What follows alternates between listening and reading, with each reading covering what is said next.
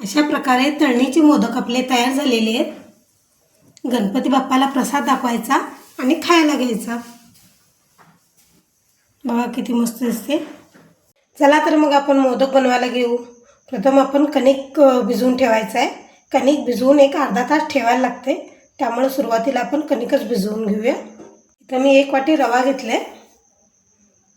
1 वाटी रव्यासाठी 1 वाटी मी गव्हाचं पीठ घालत आहे. समप्रमाणात घेतलं की मोदक मऊसर छान होतात. चवीनुसार थोडंसं मीठ घालूया. पीठ आणि मीठ काढून झालं की आपण कडकडीत हे तुपाचं मोहन घालणार आहोत. 2 वाटी पीठसाठी मी 4 चमचे तूप कडकडून घातलेलं आहे आणि हे सगळं असं काढून घ्यायचं आहे. त्याची अशी मूठ तयार व्हायला पाहिजे.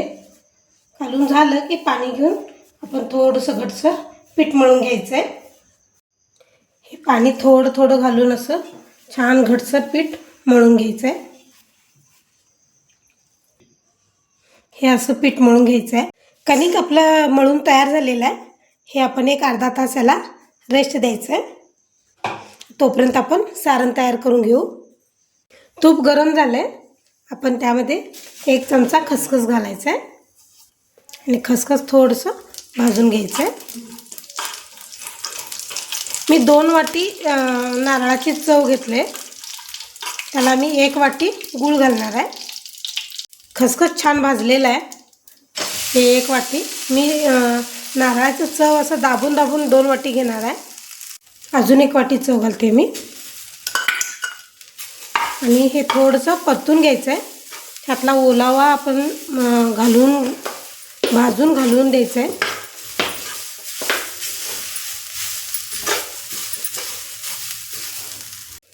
खोबरं आपलं भाजून झालं आहे. आता 2 वाटीला 1 वाटी मी गूळ घालते. हे सेंद्रिय गूळ पावडर आहे. तुम्ही साधा गूळसुद्धा वापरू शकता आणि हे छान भाजून घ्यायचं आहे. गूळ आणि खोबरं असं भाजून घ्यायचं. ते एकजीव झालं पाहिजे आणि जास्ती ड्राय पण नाही करायचं आणि म्हणजे जास्ती ओलसर पण ठेवायचं नाही आहे. असं एक टाक हलवून व्यवस्थित त्याला करायचं आहे. मी दाखवते तुम्हाला. असं छान भाजून झालं की आपण खसखस पहिल्यांदा घातलेला आहे. थोडीशी जायफळ आणि वेलची घालून हे थोडंसं कालवायचं आणि टोपण झाकून एक 10 मिनटासाठी गार होण्यासाठी ठेवायचं आहे. अर्धा तास झालेला आहे. कणिक बघूया आपण. बघा हे. आता आपण मोदक करायला घेऊ. सुरुवातीला एवढा पेढा एवढा गोळा करून घ्यायचा आणि तो पुरी एवढं लाटून घ्यायचं आहे आपल्याला. जास्ती जाड नाही, जास्ती पातळ नाही. असं लाटून घेतलं की त्याला पारी करायला आपण घ्यायचं आहे. हे बघा हे असं. आता आपण याला कळ्या पाडू. ही अशी कळी पाडायची आहे. किती जवळजवळ पाडता येतील तेवढं पाडायचं आहे. त्यानं आपलं मोदक खूप छान दिसते. हे असं वाटीसारखं तयार होईल. ह्यामध्ये आपण सारण घालू. हे आपलं सारण आहे. त्यात बसेल तेवढं सारण आपण घालायचं आहे आणि अलगद झाकून घ्यायचं.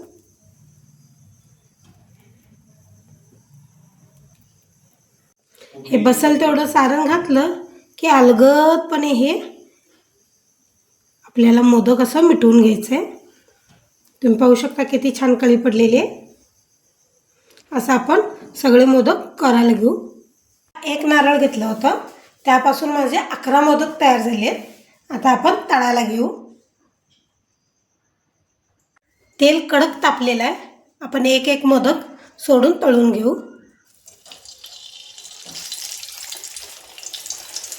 गॅस मंद पण नाही आणि लई फास्ट पण नाही, मध्यम आचेवर तळून घ्यायचं आहे.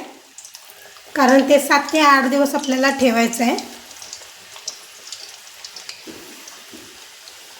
बसतील तेवढं घालून तळून घ्यायचं आहे.